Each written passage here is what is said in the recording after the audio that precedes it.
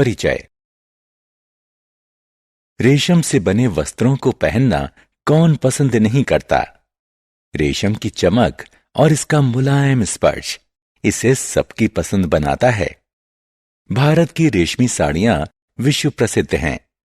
भारत में रेशम को शुभ माना जाता है और यह त्योहारों और उत्सवों से संबंधित है। चाहे यह दिवाली, दशहरा या दुर्गा पूजा हो या फिर सगाई, विवाह या परिवार में किसी नए सदस्य का आगमन, रेशम उस अवसर की शोभा बढ़ा देता है। इस पाठ में हम रेशम की विशेषताओं और इसके प्रकार के बारे में जानेंगे और ये समझेंगे कि रेशम के कीट से रेशम किस प्रकार प्राप्त किया जाता है।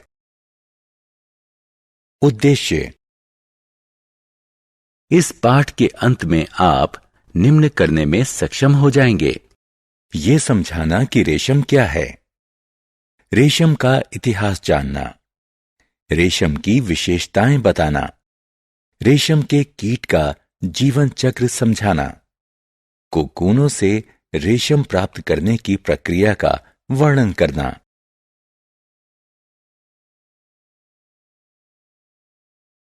रेशम। रेशम उम्दा, मजबूत बनावट और चमक वाला एक प्राकृतिक प्रोटीन फाइबर है। रेशम की चमक इसकी त्रियामी प्रिज्मनुमा संरचना का परिणाम होती है।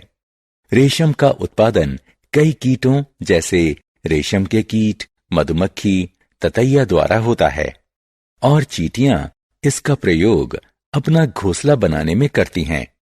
मकड़ी भी रेशम का उत्पादन करती है, लेकिन रेशम के कीट द्वारा बनाए गए रेशम के संवर्धन से रेशम के वस्त्र बनते हैं। रेशम का इतिहास। रेशम की खोज करीब 3500 साल पहले सर्वप्रथम चीन में एक चीनी महारानी ने की थी। भारत में ऐसे प्रमाण मिले हैं कि सिंधु घाटी की सभ्यता में रेशम का प्रयोग होता था। आज भारत रेशम का दूसरा सबसे बड़ा निर्यातक है। इसका बड़ा भाग कर्नाटक में उत्पादित होता है। भारत रेशम का सबसे बड़ा उपभोक्ता भी है। धरमवरम रेशम, कांजीवरम रेशम, मैसूर रेशम, बनारस रेशम, मुर्शिदाबाद रेशम इत्यादि भारत के कुछ प्रसिद्ध रेशम हैं। रेशम की विशेषताएं। रेशम मजबूत और लचीला होता है।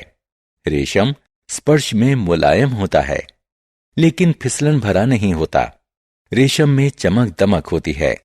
यह हाइपो एलर्जिक होता है। इसका अर्थ हुआ कि यह मनुष्यों में कम एलर्जी पैदा करता है। रेशम नमी को सोख लेता है। रेशम गर्मी में ठंडा और ठंड में गर्म रहता है। इसका रख रखाव आसान होता है।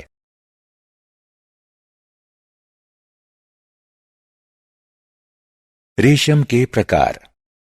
टसर रेशम, मूंगा रेशम और कोसा रेशम रेशम के विभिन्न प्रकार हैं। ये रेशम विभिन्न कीटों द्वारा काते गए कोकूनों से प्राप्त होते हैं।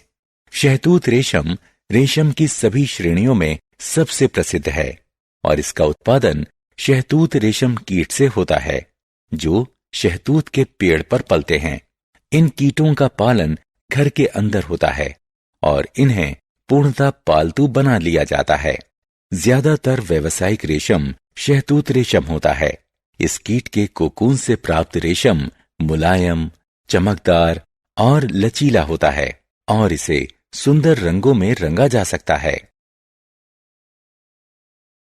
रेशम कीट का जीवन चक्र। एक रेशमी कीट का जीवन अति सूक्ष्म अंडे देने से शुरू हो जाता है और एक सुंदर कीट के निकलने के साथ समाप्त होता है। आइए रेशम कीट के जीवन के विभिन्न चरणों को देखें। मादा रेशम कीट गर्मियों के अंत में छोटे अति सूक्ष्म अंडे देती है। बसंत तक वे सुप्त रहते हैं। बसंत आते ही इन अंडों से छोटे काले लार्वा निकलने लगते हैं।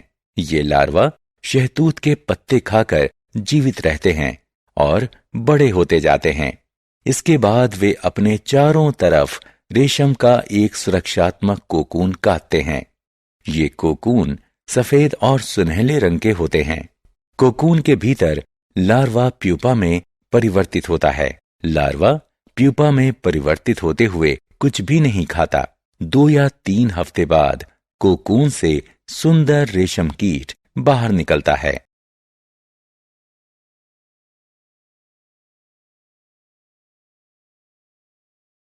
कोकून से रेशम।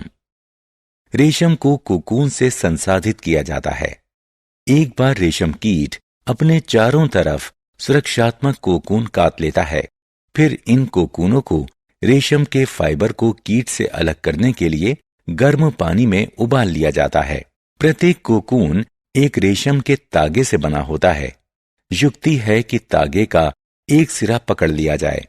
इसके बाद कोकून से रेशम का तागा छुड़ाना आसान हो जाता है। कोकून से रेशे निकालने की प्रक्रिया को रीलिंग कहते हैं। इन रेशम के तागों का प्रयोग रेशम के वस्त्र बनाने में किया जाता है।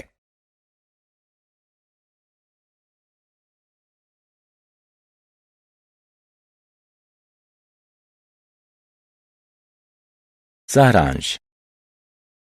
आइए हमने जो कुछ सीखा है उसे संक्षेप में दोहराएं। रेशम एक प्राकृतिक प्रोटीन फाइबर है। रेशम की खोज सर्वप्रथम चीन में हुई थी। रेशम मजबूत और मुलायम होता है। रेशम कीट रेशम के कीड़े का लार्वा होता है। रेशम फाइबर रेशम कीट द्वारा काता गया कोकून होता है।